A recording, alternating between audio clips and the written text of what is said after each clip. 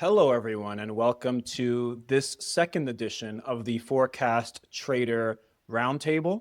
I'm Jose Torres, Senior Economist here at Interactive Brokers, and I'm joined by some great guests next to me. First, we have Michael Larson, the Vice President, Editor-in-Chief at The Money Show. Hi, Mike. Hi, Jose. How you doing? Doing great. Thanks for being here with us. Yeah, appreciate it. Thanks for having me on. We also have Figgie and Denton Jones, partner and head portfolio strategist at Greenwich Wealth Management, GWM. How are you doing, gentlemen? Doing great. Thank you, Jose. I'm excited to be here with you. Terrific. We also have Jeff Zipper. He's the Senior Vice President, Senior Portfolio Manager at Fifth Third Private Bank. Jeff, thanks for being here. How's it going? Going great. Thanks, Jose. Glad to be here. And glad to have you here as well, Jeff. We have Vince Randazzo. He is the founder and chief market strategist at Wright Advisors, formerly of CFRA Research. He's a CMT, widely followed, but his camera is not working today because he's on it too much. So we're just going to have his headshot in, and we're going to listen to his ideas. He's also the only person besides myself who's joining us for the second time. He was featured in the first roundtable. Vince, how's it going? I'm great, Jose. Thanks for having me back, man. This is a lot of fun. Terrific. So it's been a long few days, folks, in prediction market world. We just had a big election day yesterday, November 4th. We had year-to-date record volumes in trading, 12.68 million. Today, Wednesday the 5th, we're up to roughly 7 million or so with a few hours to go. We are taping this on November 5th. Monday, we had 4.1 million contracts traded. The weekend was very active as well. The most important contract from a transaction perspective has been the Mamdani versus Cuomo mayoral race in New York City, as well as the governorship races in Virginia and New Jersey. Our prediction market essentially did its job the same way it did during the 2024 presidential election. It pointed to a Trump victory last year. This year, it pointed to a Democratic sweep across those three elections that I just mentioned, as well as Proposition 50 for California. Also, an interesting dynamic that occurred for next year's elections for 2026 is that the Democrats are now favored to gain a majority in the House of Representatives. That shifted from 58%, so they were favored, but now they're even more favored, from 58% up to 69% today. That's, of course, due to the momentum from the elections, but also Proposition 50, which shifts some of those congressional districts in California towards the Democratic tilt. Now, that's really what's been happening recently in forecast contract world. But I'm surrounded by market experts, wealth management professionals, and they're going to be talking to us not necessarily about elections, although, of course, you can if you'd like. They're going to be talking to us a little bit about the asset classes that they like and how they relate to forecast contracts, which positions they're thinking about opening up or they think are undervalued, overvalued, what kind of techniques they use when they're engaging with the forecast trader, etc. As you all know, this has been a huge growth driver for the firm. Over 8,000 instruments listed.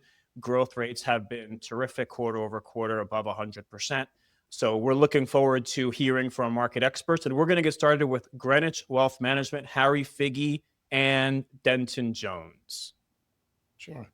Thank you, Jose. I'll give a little bit of an introduction first, and then I'll kick it over to Denton and then fill in some pizzas. So Greenwich Wealth Management, we're, medium-sized registered investment advisor and do the traditional wealth management and apparatus for, a national client base, even though it's concentrated kind of in the Northeast.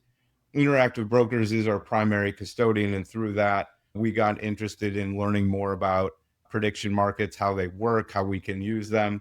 Will they be viable investments, not only personally, but for, potentially clients. and how does that fit into portfolios.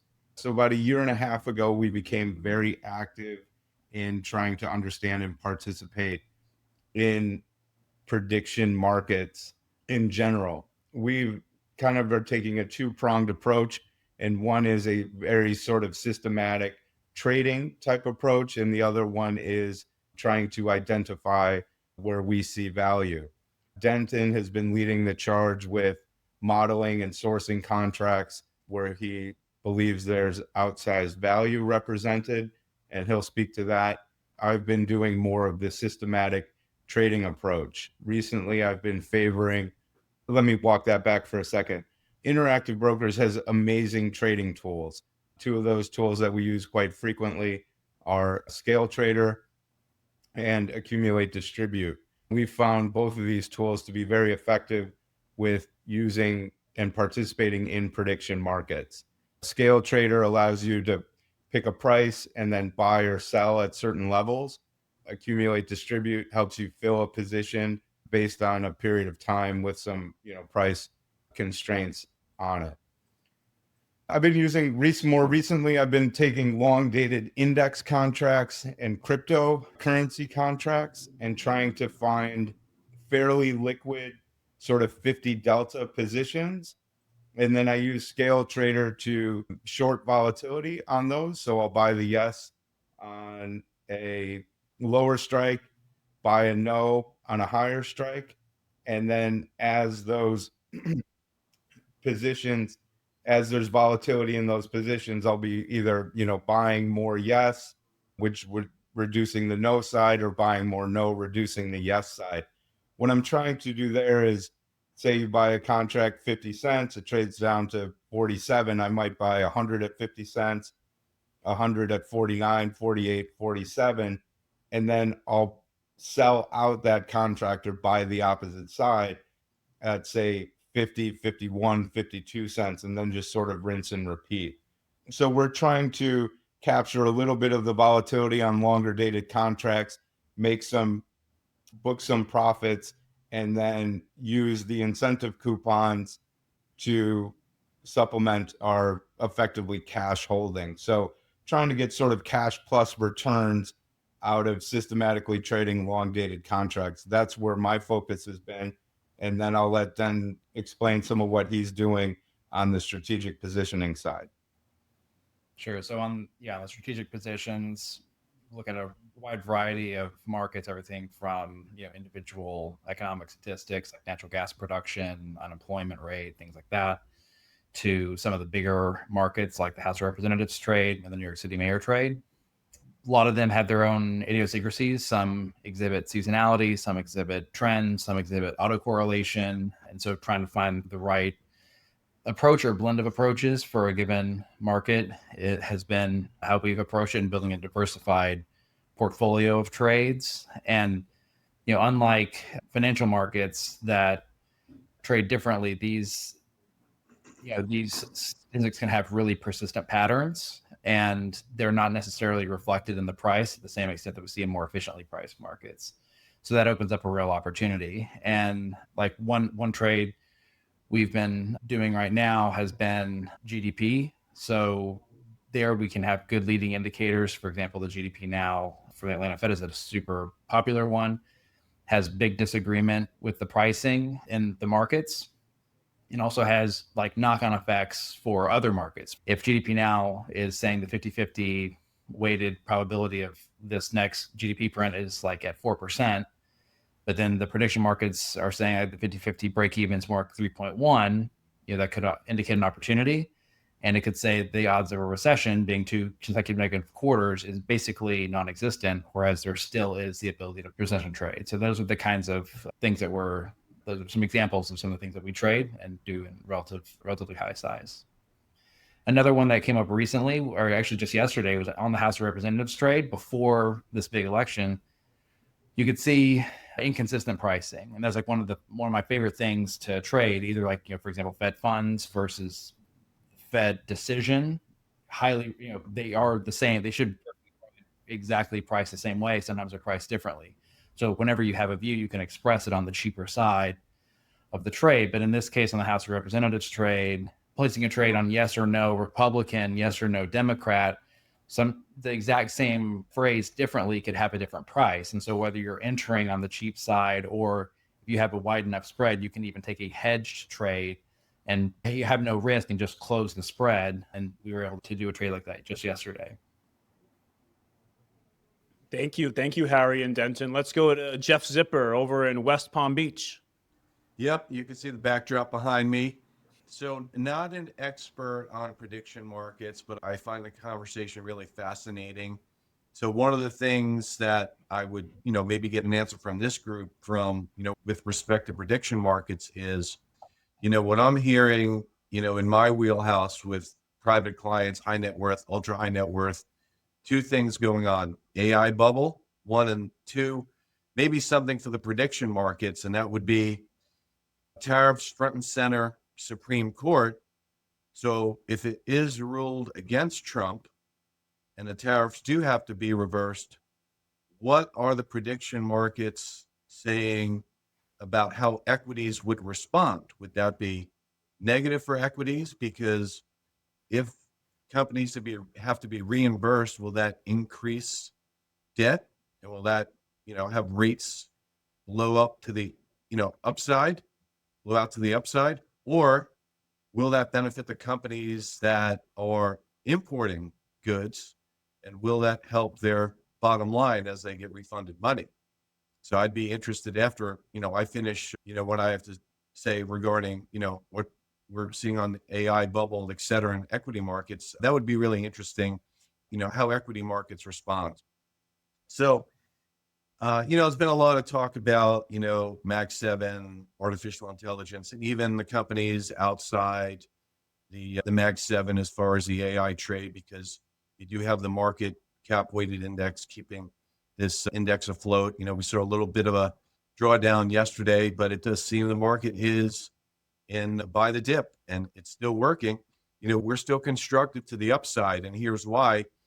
Couple of old sayings on Wall Street: don't fight the Fed. So whether, Powell and company lower rates in December or into 26, they will be, the market's pricing in 100 basis points lower 12 months from now.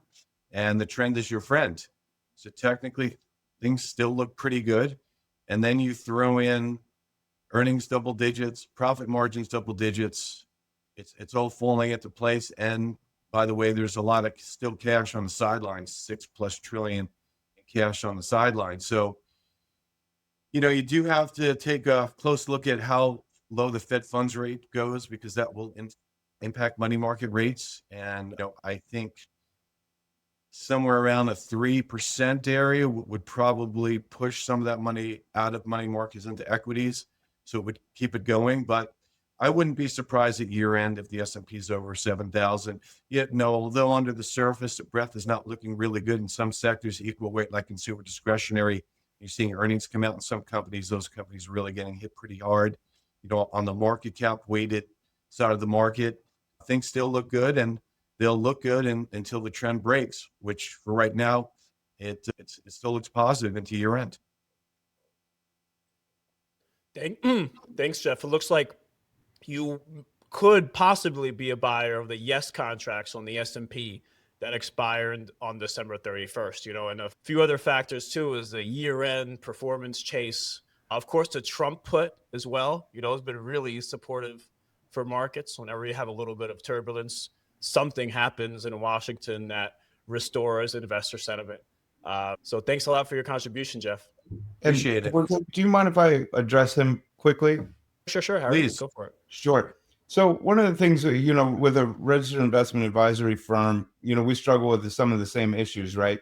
And that is portfolio management versus prediction markets. I think what I heard you said is saying you have some conviction, maybe high, or at least, some level of conviction on certain data points. And the market may or may not respond to those. But, what we're trying to consider here at Greenwich Wealth Management is how do those two things fit inside a portfolio for ultra high net worth individuals. So, we might not know whether the market's going to go up, down, or sideways. So maybe you want to buy a yes on an index level, or maybe you want to increase client equity exposure. But if my thesis hinges on the trusting the Fed dot plot, I can just buy a yes on, Fed funds is going to be 100 basis points lower, in a year from now, right? And that way I know that's going to be a profitable trade for me, regardless if there's some other idiosyncratic event or something else that derails interest rate markets or equity markets. So it's, on some of these things have a lot of correlation. The beauty with prediction markets is you don't need other securities to try to realize that thesis. Does that make sense? Oh yeah, absolutely. Absolutely. And you're right. You can trust the dot plot. And, with the government shutdown, you're going to get data. Some of that data is going to be stale when it comes out. And, Powell made it pretty clear that even December is, far from a certainty. So we would like to think 12 months out that rates will be lower, but they may not be. Right. I And guess that's and where so the contracts, yeah, and so that's you why can yeah. Go you ahead. can position a portfolio for a thesis or not. You can leave it whatever your target allocation is, let's say, and then use prediction markets to either hedge or try to capitalize on a single data point, knowing that, there could be something else that happens. Maybe earnings are great and that should lead the S&P higher, but maybe earnings are great and then there's some geopolitical event that sabotages the market. Well, if you were placing a prediction market, if you were buying a yes on a prediction market for earnings over a certain level, then now you've profited there, even though there's something else that disrupted the market. So we think there is real opportunity to have traditional securities and prediction market type securities within a broadly diversified client portfolio for, high and ultra high net worth individuals. So that we think and that's in part leading the effort that our firm is putting in. We want to make sure we're at the forefront of these markets as opposed to trying to play catch up and how to incorporate them and use them. Right. And I agree 100%. I mean, you brought up a word really important in my space, and that's hedge. So if you think about prediction markets for, let's say, any kind of traditional, not even going to say 60-40, so it would be, 60-30-10 now. But if you can allocate to a prediction market that is not even close to being correlated to any of those type of asset classes, like you brought up the House of Representatives, to me, that would be a hedge on the rest of your asset classes. So it makes a lot of sense. Absolutely. Good. I'd like to go to Mike Larson of the Money Show here. Money Show, I'll be talking on stage in Sarasota on Monday, December 1st at the Ritz-Carlton. I really enjoy the Money Show. It's one of my favorite events because you really mix nerdy economics, financial market, investing techniques with really a fun crowd. And you see a lot of the same people visit all the different shows across the country. So whether you're in Sarasota or Miami or Las Vegas or Orlando, I've been presenting at their shows for a few years now. And just every time I just walk into an area or something, I know 5 or 6 people and I feel that warm welcome. So Mike, thanks so much for doing a great job at the Money Show, always considering us the interactive brokers. I know Steve Sosnick, our chief strategist, spoke at your Orlando show, and I'm looking forward to seeing you next month in Sarasota. What do you have for us? Forecast contracts. Sure. And absolutely. Thanks for those kind words, Jose. We appreciate having your participation, certainly having you on the podcast to talk about markets and what you're seeing in the economy. I had like sort of remarks queued up here, but that conversation earlier about the ability to use prediction markets to distill one factor and have a yes or no opinion expressed versus kind of have to trade a thesis by using a second or third derivative of it is really interesting because at my former employer, we used to have various publications that would recommend futures options and other stock option trades and index options trades and so on. And, you could get the idea about inflation right. But if the market says, if sentimentality is, the expectations of having a stronger inflation number in, therefore you actually sell bonds or buy bonds on a strong number. I mean, all those things you had to factor in. You could get the data right, but you could get the trade wrong. And that was probably one of the most frustrating things that would come up versus in a case like this where again, do you think the Fed is going to cut 25 basis points in December? You can express that opinion directly without having to do it in a derivative fashion. And actually, that's kind of one of the interesting things. I mean, when my overall thesis, we obviously have guests that have their opinions, experts about the markets. I tend to try and set the stage at the beginning of each event with my macro overview and what I'm hearing from some of the people that we speak with. And I've had a be bold stance on the market really since the beginning of 2023. It was sort of the juxtaposition. Before that, it was more of a be boring approach for me, where you wanted to be playing things more defensively, especially given how ugly 22 was for almost all asset stocks, bonds, you name it. Whereas we definitely got out of that environment in 23 and have been in a strong market ever since. There are questions, of course, swirling around out there about the AI situation. Is this .com bubble too, or does this have more room to run? I tend to think it's hard to see everything, sort of the wheels come off the wagon heading into year end with strong seasonality. I think that there's probably still some momentum and strength to this trade. So apropos of what the other person mentioned, looking into year end, something like a December contract, taking the yes on the E-minis. I think you have different strikes you can use and so on, but an E-mini March settle over 7K at the end of December.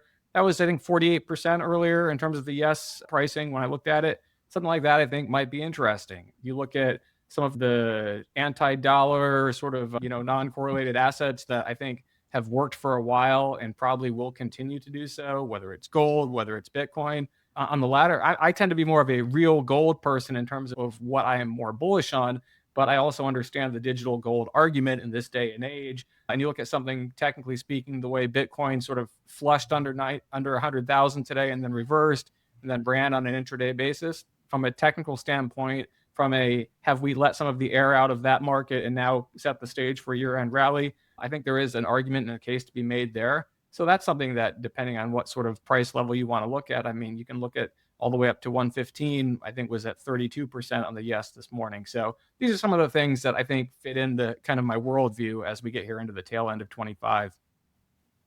Thanks, Mike. Appreciate it. And last but not least, Vince Randazzo. Hey, Jose. Thanks again. It's fun to be here. A lot of good conversation going on. Before I get into it, fun fact, Jeff Zipper and I, not only are we friends, we live down here in Palm Beach County, but we're both charter market technicians. Now, he's got other letters too. He's a CFA and a CFP. So there are some very smart chartists out there. So I'll let you guys know that. Thank you. Forgot to mention that. I got right into it.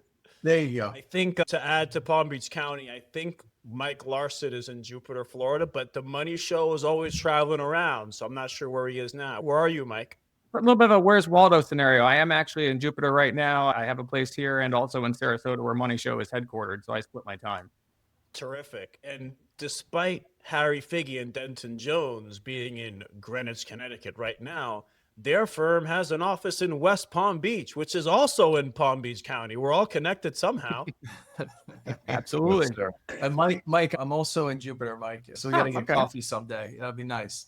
Sounds good to me. Rumor has it that there could be another wave of migrants coming south after the New York City mayoral election. But I won't opine too much on that and let Vince go into his presentation or his talk. Yeah. So just last time I was on here a few weeks ago, I talked about the 7,000 for the S&P by year end. So I think Mike and I are pretty aligned there. That was in the 30-cent range, I think, when I was on the call. So that's gone up. So that's been good so far. And I think we do get there. I think it's kind of interesting where we are. You can draw a lot of sort of analogies, and not that I necessarily like drawing too many conclusions this way, but it's really an interesting exercise if you consider what happened this year, intra-year, versus 1998 intra-year, where you had that really sharp news-driven sell-off with long-term capital management. You had a similar news-driven sharp sell-off, really sharp recovery in both cases, and a lot of breadth that was behind it. Now we're sort of seeing some floundering. Of course, I think breadth now is better than it was back then for sure. But I think that this all goes to say that this could go on for some time more. We don't know, how much more. Obviously, nobody does, but I think that there's sort of an interesting way of saying that the bubble maybe is still expanding and we're not quite there yet. So maybe that's kind of more to the point with a lot of the other guests were saying. From a longer term perspective, I think we look at the cycle and where we are, where we're going compared to the average and median cycle lengths, and it seems like we're somewhere, in the later innings, right? And that means that next year, at least according to our work, the cycle, could be vulnerable. And at the same time, though it's not really part of our approach, it's important to recognize that 2026 is a midterm election year, right? And midterm election years are historically the most volatile of the 4-year presidential cycle for the stock market, right? I think the average intra-year decline in midterm election years is about 20% compared to about 13% in the other 3 years of the presidential election cycle. So it's just something to be aware of. And of course, you look at the last few cycles we had, this was the case, right? 2022 was the last one, 2018 before that, 2010, and of course 2002. Those all sort of quite painful in the sense that you had really deep drawdowns there. Not that this is a forecast, but I think it's just interesting. All this kind of goes to the point of, okay, we're still inflating, if we're still inflation mode, and I think we are. For this call, I like the June 30th, 2026, yes, 8,100 on the S&P. I think that one is really interesting, good value, and I think it kind of grows. If we do go anywhere near what we did with the late 90s into that peak, we could see that. Yeah, we can see that pretty easily. So.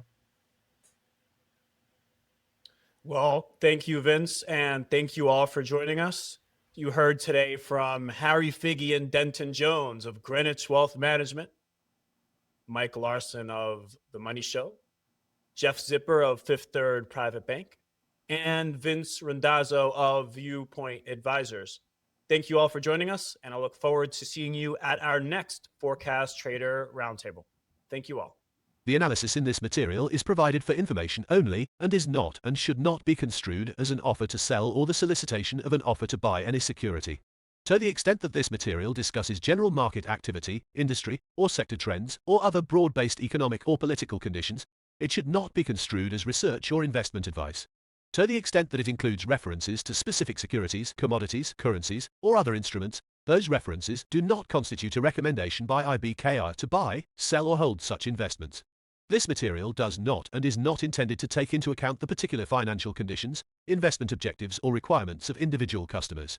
Before acting on this material, you should consider whether it is suitable for your particular circumstances, and, as necessary, seek professional advice. Interactive Brokers LLC is a CFTC-registered futures commission merchant and a clearing member and affiliate of ForecastX LLC. ForecastX is a CFTC-registered designated contract market and derivatives clearing organization. Interactive Brokers LLC provides access to ForecastX forecast contracts for eligible customers. Interactive Brokers LLC does not make recommendations with respect to any products available on its platform, including those offered by ForecastX. Forecast contracts are only available to eligible clients of Interactive Brokers LLC, Interactive Brokers Canada Inc., Interactive Brokers Hong Kong Limited, Interactive Brokers Ireland Limited, and Interactive Brokers Singapore Pty Ltd. Forecast contracts on U.S. election results are only available to eligible U.S. residents. Futures, event contracts, and forecast contracts are not suitable for all investors. Before trading these products, please read the CFTC risk disclosure. For a copy, visit our warnings and disclosures page. Displayed outcome information is based on current market sentiment from ForecastX LLC, an affiliate of IB LLC. Current market sentiment for contracts may be viewed at ForecastX at https://forecasttrader.interactivebrokers.com/ian/home.php. This is commentary on economic, political, and/or market conditions within the meaning of CFTC Regulation 1.71 and is not meant to provide sufficient information upon which to base a decision to enter into a derivatives transaction. Trading with the scale trader algorithm involves significant risk and may not be suitable for all investors. The strategy assumes identifying market bottoms or tops, which is inherently uncertain. Market conditions can change rapidly, leading to substantial losses. Automated trading does not guarantee profits and may amplify risks. Past performance is not indicative of future results. By using the scale trader, you acknowledge and accept these risks and are solely responsible for any trading decisions and outcomes. Please note that the testimonial provided in this interview does not reflect the experience of all users of the Probability Lab and Risk Navigator tool. In addition, this testimonial is not to be misconstrued as any guarantee or promise of future performance or success through use of the Probability Lab or Risk Navigator tool. Trading in digital assets, including cryptocurrencies, is especially risky and is only for individuals with a high risk tolerance and the financial ability to sustain losses. Eligibility to trade in digital asset products may vary based on jurisdiction. U.S. spot gold trading through IB LLC accounts is only available to legal residents of the United States that do not reside in Arizona, Montana, New Hampshire, and Rhode Island.